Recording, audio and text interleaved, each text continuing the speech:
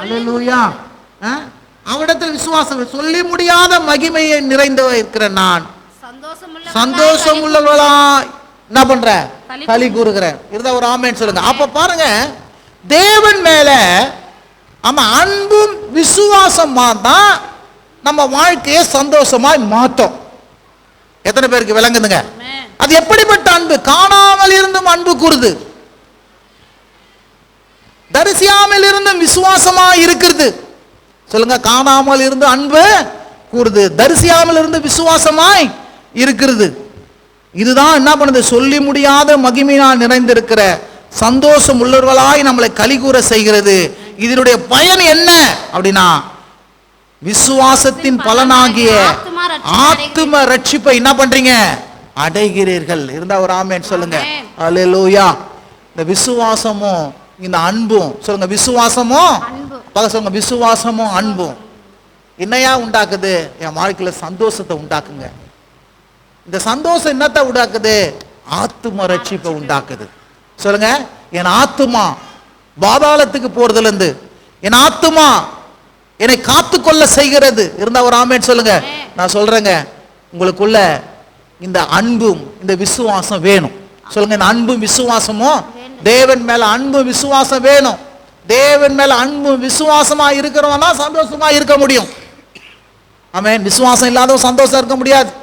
அன்பு இல்லாதவன் என்ன பண்ண முடியாது? சந்தோஷமாய் இருக்க முடியாது. ஆகவே விசுவாசம் வேணுங்க, விசுவாசம் வேணும். இருந்தா ஒரு ஆமென் சொல்லுங்க. சொல்லுங்க, கொஞ்சமாவது விசுவாசம் இருக்குதியா? நான் எவ்வளோ கஷ்டப்படுறேன், உனக்கு எவ்வளோலாம் செஞ்சுக்கிறேன், கொஞ்சமாவது விசுவாசம் இருக்குதா? கொஞ்சமாவது உனக்கு நன்றி இருக்குதா? அதுதான் கர்த்தர் கேட்கிறார். எப்பா, நான் சிலுவையில் என்னையே தந்தேன், உன் வாழ்க்கையை இன்னைக்கு மாற்றி வச்சிருக்கிற, உன் வாழ்க்கையில் ஒரு அமைதியில கொடுத்துருக்கிற, எங்கேயோ ஓடிக்கொண்டிருந்த ஒரு குறிக்கோள் இல்லாம இருந்த, இன்னைக்கு குறிக்கோளை ஆண்டவர் கொடுத்திருக்கிறாரு, ஒரு நோக்கத்தை கொடுத்திருக்கிறாரு. இப்போ இந்த நோக்கத்தை கொடுத்த தேவன் மேல விசுவாசம் அன்பு இருந்துச்சுன்னா நான் சொல்றேன், உன் வாழ்க்கையை சந்தோஷமா வச்சிருப்பேன். சில பேருக்கு வந்து சந்தோஷம் ஏன் தெரியுமா இருக்காது? என்ன வந்தாலும் திருப்தி கிடையாது, என்ன வந்தாலும் போதலை, என்ன வந்தாலும் குறை. இப்படி இருந்துச்சுன்னா சந்தோஷம் இருக்கவே இருக்காதுங்க. இருக்கிறதுல நிறைவா இருங்க, இருக்கிறதுல சந்தோஷமா இருங்க. இது இல்லையே அது இல்லையே அப்படின்னு சொல்லி என்ன பண்ணாதீங்க, மற்றது எதையும் பார்க்காதீங்க. இன்னைக்கு பெரிய பிரச்சனை வாழ்க்கையில சந்தோஷத்தை இவங்களே என்ன பண்ணா, ஏன்னா இல்லாத பொருட்கள் மேல இல்லாதது மேல பறக்க விட்டு, இது இல்லையே அது இல்லையே, அவங்களுக்கு இருக்குதே இவங்களுக்கு இருக்குதே அப்படின்னு சொல்லி வாழ்க்கையை நம்ம வீணடிச்சு கொள்ளும் போது சந்தோஷத்தையே நம்ம என்ன பண்றோம்? அடகு வைக்கிறோம். எத்தனை பேருக்கு விளங்குதுங்க? ஒரு நாள் அது கூட ஆண்டவருக்கு செஞ்சிருக்கிறது மேல விசுவாசம் அன்பு இருந்தா நான் சொல்றேன், உன் சந்தோஷம் ஒன்று விட்டு என்ன பண்ண, அதுக்கு போகவே போகாது. விளங்குறவங்களா ஒரு ஆமென் சொல்லுங்க. அல்லேலூயா. சில பேர் வாழ்க்கையை வாழ கற்றுக்கொள்ளல.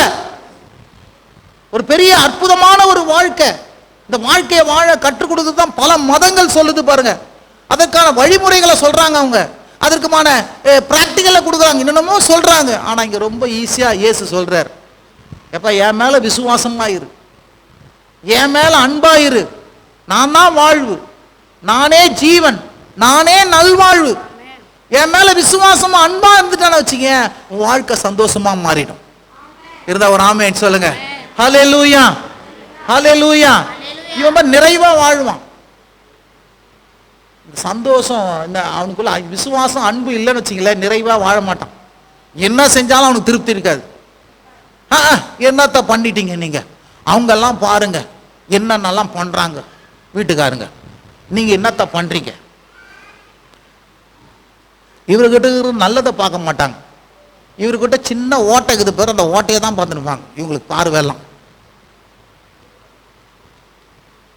இவருக்கு ஏற்கனவே நல்லது செஞ்சிருப்பார் பாரு, இது பேசினா இவருக்கு பீஸ் போயிடும். சரி, இவளுக்கு எவ்வளோதான் செஞ்சாலும் நன்றி கிடையாது, போ இனிமேல் நான் செய்ய மாட்டேன். செய்கிறவரையே என்ன பண்ண, பேசி என்ன பண்ணிட்ட, செய்ய முடியாத பண்ணிட்டியா?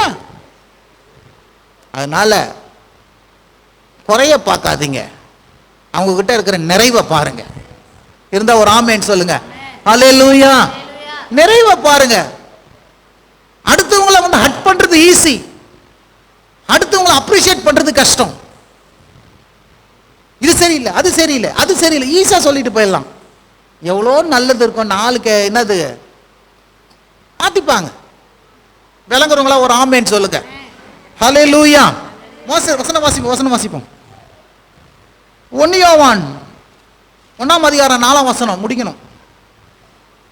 உங்கள் சந்தோஷம் நிறைவாய் இருக்கும்படி சொல்லுங்க, உங்கள் சந்தோஷம் நிறைவாய் இருக்கும்படி இவைகளை உங்களுக்கு எழுதுகிறோம்.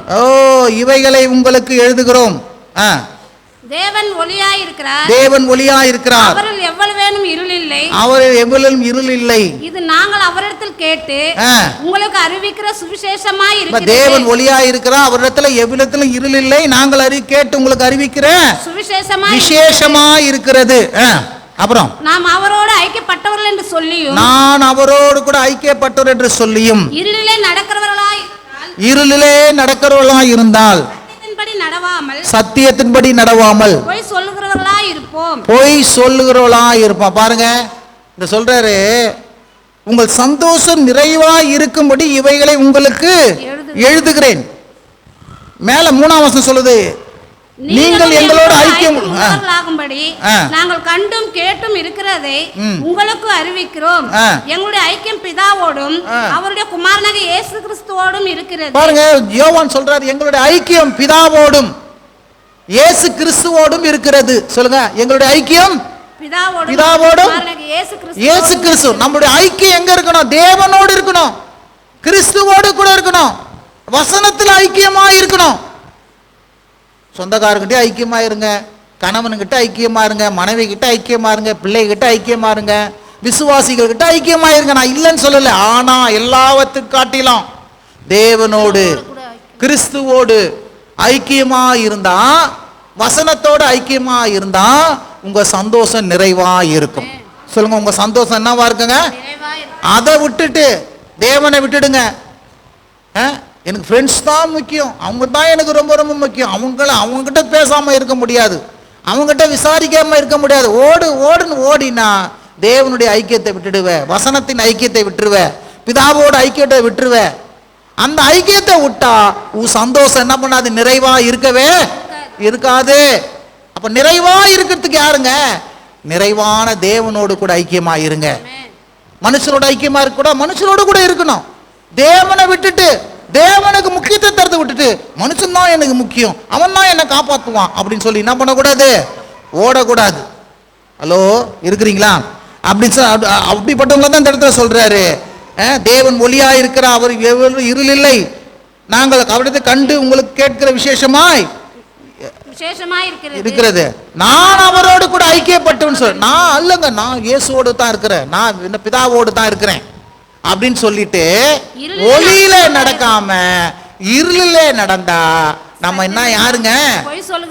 பொய் சொல்றோம். சும்மா வாய் தான் என்ன சொல்லுது? இல்லைங்க, நான் அப்படி இருக்கிறேன் இப்படி இருக்கிறேன்.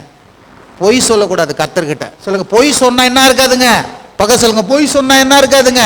அந்த காலத்துல பொய் சொன்னா போதனை கிடைக்காதுன்னா, நான் சொன்ன பொய் சொன்னா சந்தோஷம் இருக்காது. உண்மையை பேசினா சந்தோஷமாய், இருதயத்தை மறைச்சிட்டு இருதயத்தை வஞ்சிட்டு பொய் சொல்லாதீங்க. இல்ல நான் கர்த்தரை தேடுறேன். இல்ல பாஸ்டர் கேப்பார், ஜெபம் பண்ணியா? நீ பைபிள் வாசிச்சா? பாஸ்டர் நான் பைபிள்லாம் வாசிக்கிறேன், நான் ஜெபம்லாம் பண்றேன் பாஸ்டர். அம்மா அப்படி பார்ப்பேன், எப்படி பொய் சொல்றான் பத்தியா இவன்? ஐக்கியம் எங்க இருக்குது? வசனத்தை படிச்சா ஐக்கியம் வந்துடும். கோயிலுக்கு வந்தா வசனத்தை கேட்டா ஐக்கியம் வரும். இல்ல கேட்டான்றது. அப்ப நம்ம என்ன பண்றோம்? ஒளியில் இருக்கிறேன் என்று சொல்லி ஆமாமா செய்யறேன்னு சொல்லிட்டு இருள்ல நடக்கிறோம். அப்ப பொய் சொல்லுகளா இருப்போம்.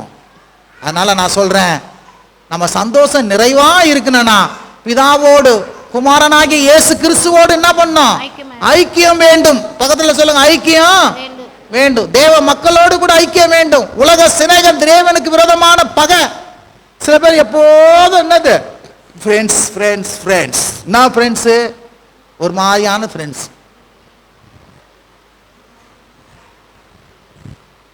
தப்பு. அவனுக்கு சம்மந்தம் இல்லை. நான் பாருங்க, நான் இயேசுக்கு சேர்த்து கொட்டோன்னு அந்த நிறைய ஃப்ரெண்ட்ஸ்லாம் ஓடிட்டான், கிட்ட வரமாட்டான். ஏன்னா இப்போ கிட்ட வந்து அவன் இயேசுவை பற்றி சொல்லி கோயிலுக்கு கூட்டிட்டு விடுவான்னு பயம். என்னை பார்த்து, உன்னை பார்த்து எனக்காவது பயந்துக்கிறேன்னா, இவனை நம்மால் தான்ப்பா சும்மா கோயிலுக்கு போகிறான், நம்ம கூப்பிட்டா எல்லாம் செய்வான். இவன் அவனை கூப்பிட சொல்லி இவன் வரமாட்டான். அவன் எங்கே கூட்டாலும் ஓடுவான். நான் சொல்கிறேன், நீங்கள் அவங்க கூட்டா ஓடுறது இல்லைங்க. உண்மையாக அவன் கூப்பிட்டா, ஐயோ என் ஃப்ரெண்டு மாறிட்டான்ப்பா, என் ஃப்ரெண்டு கரெக்ட் ஆகிட்டான்ப்பா, உன்னை பார்த்துட்டான்ப்பா சாட்சியை, அவன் உன் பின்னாடி ஓடி வந்துடணும். என் ஃப்ரெண்டை மாற்றினான்ப்பா அந்த சர்ச்சு, நான் போயிடுறேன் அங்கே இருந்தால் ஒரு ஆமேன்னு சொல்லுங்க. அல்லேலூயா. வசனத்தை வாசிப்போம். 2 யோவான் 1ஆம் அதிகாரம் 2ஆம் வசனம்.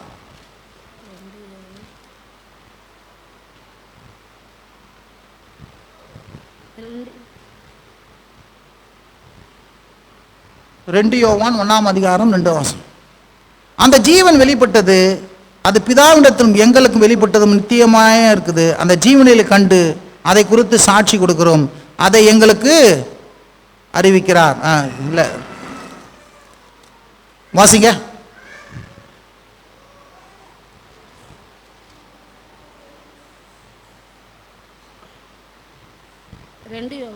மூணாம் வசனம் வாசிங்க. பிதாவாகிய தேவனாலும் பிதாவின் குமாரனாகிய இருக்கிற கர்த்தராகிய இயேசு கிறிஸ்துவினாலும் கிருபையும் இரக்கமும் சமாதானமும் சத்தியத்தோடும் கூட உங்களோடு கூட இருப்பதாக பிதாவினால் நாம் பெற்ற கற்பனையின்படியே நம்முடைய பிள்ளைகள் சிலர் சத்தியத்திலே நடக்கிறதை நான் கண்டு மிகவும் சந்தோஷப்பட்டேன். சத்தியத்திலே நடக்கிற பிள்ளைகளை கண்டு நான் என்ன பண்றேன்? மிகவும் சந்தோஷப்பட்டேன் சொல்றார். எப்பா, சத்தியத்துல எல்லாம் நடக்கல, ஒரு சிலர் நடக்கிறாங்க. அவங்கள பார்த்தாலே எனக்கு சந்தோஷம் வருது.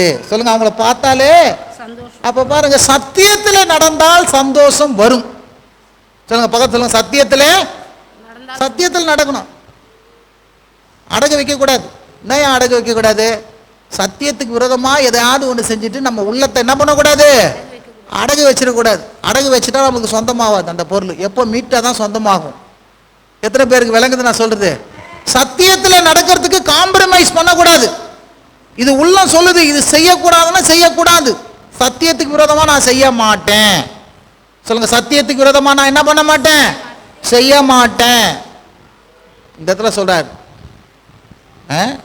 வசன வாசிங்க. இடத்துல பிதாவாகிய தேவனாலும் பிதாவின் குமாரனாகிய கர்த்தராகிய கிருபையும் இரக்கமும் சமாதானமும் சத்தியத்தோடும் அன்போடு கூட உங்களோடு கூட இருப்பதாக பிதாவினால் நாம் பெற்ற கற்பனையின்படியே உங்களுடைய பிள்ளைகள் சந்தோஷத்தில் நடக்கிறதை கண்டு, சத்தியத்திலே நடக்கிறதை கண்டு நான் என்ன பண்றேன்? அப்போ யோவான் சொல்றாரு, சத்தியத்துல நடந்தா எனக்கும் சந்தோஷம், அது உனக்கும் சந்தோஷம். ஹலோ சொல்லுங்க, சத்தியத்தில் நடக்கிறது. ஆமென். இல்லைங்க, போய் கேட்பேன், ஆனால் நான் என் இஷ்டப்படி தான் செய்வேன். அது உனக்கும் சந்தோஷமா இருக்காது. வெளியரங்கமா இருங்க, டிரான்ஸ்மிஷனா இருங்க, கர்த்தருக்கு முன்போகும். சில பேர் பாரு, செல்லை என்ன பண்ண மாட்டான், லாக் போட்டு அதை போட்டு இதை போட்டு மறைச்சி வைப்பான். இவன் செல்லை அப்பா அம்மா கூட ஓப்பன் பண்ண முடியாது. ஏன்னா ஓப்பன் பண்ணால் எல்லாம் குற்றம் தெரிஞ்சிடும். அதனால என் சொல்லி யாரும் எடுக்காதீங்க, என் சொல்ல தத்து போக்காதீங்கன்னு. இது என்னத்துக்கு இந்த வேலை? அதுல என்ன அவ்வளோ மறைமுகம் இருக்குது, அதுல என்ன அவ்வளோ இது இருக்குது, சுவாரஸ்யம்? அப்படிலாம் இருக்கக்கூடாது. வெளியரங்கமா இருக்கணும். செல்லை வச்சுட்டு போனோம், திறந்து பார்த்துங்கன்னா பார்த்துக்கோ, அதுல ஒன்றும் இருக்காது. நான் வெளியவும் போனாலும் உண்மையா இருக்கிறேன், இங்க வந்தாலும் மறைமுக வாழ்க்கை இருக்காது. சில பேர் ஃபோன் வந்து தப்பு தப்பு தப்புன்னு வெளியே ஓடி தான் பேசுவான். ஏன்னா வீட்டில் பேசினா என்னது, குட்டு வெளிப்பட்டுருமே. இதெல்லாம் என்னதுங்க, சரியில்லைன்னு காட்டுது. சொல்லுங்க, சரியில்லைன்னு. சில நேரத்தை சவுண்ட் ஆக்குறதுனால வெளியே போடுறது வேற. எப்போதுமே வெளியேற்றுன்னு ஓடுவான், எப்போதுமே என்ன பண்ணுவான், வெளியேற்றுன்னு. இதெல்லாம் தப்பு. ஏங்க, மறைமுகம். வெளியரங்கமா இருக்கு. மனைவி கிட்ட பேசுனா போனை வைக்கிறேன், மனைவியும் ஓப்பன் பண்ணி பார்க்கட்டும், என்ன வேணா ஓப்பன் பண்ணி பார்க்கட்டும், வாட்ஸ்அப்பில் என்ன வேணா பார்த்துக்கிட்டோம், ஃபேஸ்புக்கில் என்ன வேணா பார்த்துக்கிட்டோம். இருந்தால் ஒரு ஆமேன்னு சொல்லுங்க. மறைமுகம் இருக்கக்கூடாது. ஹலோ ஆமேன். அப்படி இருந்தீங்கன்னா சரியா இருப்பீங்க. உங்களை குறித்து மனைவி ஆனாலும் கனவானாலும் சந்தேகம் இருக்கக்கூடாது. ஏப்பா நம்பலாம்ப்பா அந்த மனுஷன். இருந்தால் ஒரு ஆமேன்னு சொல்லுங்க. அப்படிதான் நீங்களும் நானும் இருக்கணும். இருந்தால் ஒரு ஆமேன்னு சொல்லுங்க. இன்னும் கோயிலுக்கு வேதத்தை வாசிச்சுட்டு இன்னும் இந்த வேலைலாம் செஞ்சுருந்தோம்னா நம்ம வேதத்தை தூக்கின்னு போகிறத பார்த்தா அடுத்தவங்களுக்கு பெரிய சாட்சி இருக்காது. சத்தியத்தில் நடக்கலைன்னு அர்த்தம். சொல்லுங்க, என்னத்து எதில் நடக்கலைன்னு அர்த்தம்?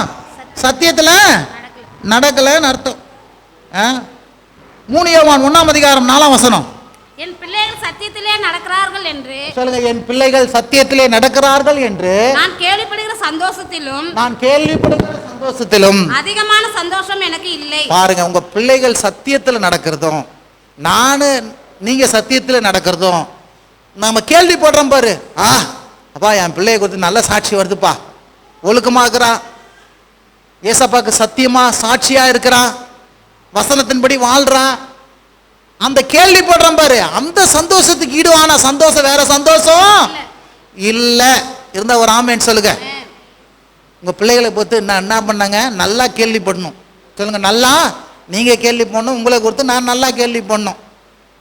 இல்லைங்க நாங்க அதுக்கு வாய்ங்க, அதுக்கு எம்மோ வாயை தந்தா பாரு 7 ஊர் பேசுற மாதிரி பேசுவா அவ. இப்படி கேள்விப்பட்டா என்ன ஆகுறது? நான் சில பேர் இந்த மாதிரி பேசுறதுனால அவங்க சொந்தக்காரங்க யாரும் வர மாட்டாங்க கோயிலுக்கு. இங்கேருந்து இவ்வளோ இவங்க இருக்கிற கோயிலுக்கு நான் போகவே மாட்டேன். இதனால இவங்களால அது ஒரு கோயிலாது இவ்வளோலாம் வச்சுருக்கிறாங்களாங்க. நான் சொல்கிறேன், நான் என்ன பண்ணுறது? பாவியை நேசிக்கிறார், நானே நேசிக்கிறேன், மாறும் நம்புகிறேன், மாற்றுவார், என்ன பண்ணுறது? அதனால் நீ என்ன பண்ணு, உன்னால இப்படி பேசுகிறாங்க, நீ இருந்தால் கோயிலுக்கு வர மாட்டேன், நீ போயிடுன்னு சொல்ல முடியுமா? நான் எதுக்கு அந்த பாவம்? ஆண்டவர் என்ன பண்ணுறாரு? பாவியை நேசிக்கிறதாங்க. எப்படியாவது மனம் திரும்பணும். சில எப்படியாவது என்ன பண்ணணும்? மனம் திரும்பணும். இருந்தால் ஒரு ஆமேன்னு சொல்லுங்க. அப்போ சத்தியத்தில் நடக்கிறது தான் மிகப்பெரிய சந்தோஷத்தை உண்டாக்கும். நீங்களா நானும் சத்தியத்தை விரும்புவோம், வசனத்தை விரும்புவோம், வெளியரங்கமாக இருப்போம், அப்படி நடப்போம், நிச்சயமா சாட்சியாக வாழ்வோம், நாமும் சந்தோஷமா இருப்போம், ஊழியக்காரையும் சந்தோஷமா வச்சுப்போம். இருந்தா ஒரு ஆமேன் சொல்லுங்க. பெற்றோரையும் சந்தோஷமா வச்சுப்போம். இருந்தா ஒரு ஆமேன் சொல்லுங்க. ஹல்லேலூயா. சரி, ஜெபம் பண்ணலாம் வாங்க. 2 பேர் யாராவது இந்த 10 நாள் வாரம் போதிச்சு முடிச்சிருக்கிறோம், 2 பேர் யாராவது ஜெபம் பண்ணுங்க. எழுந்து நின்று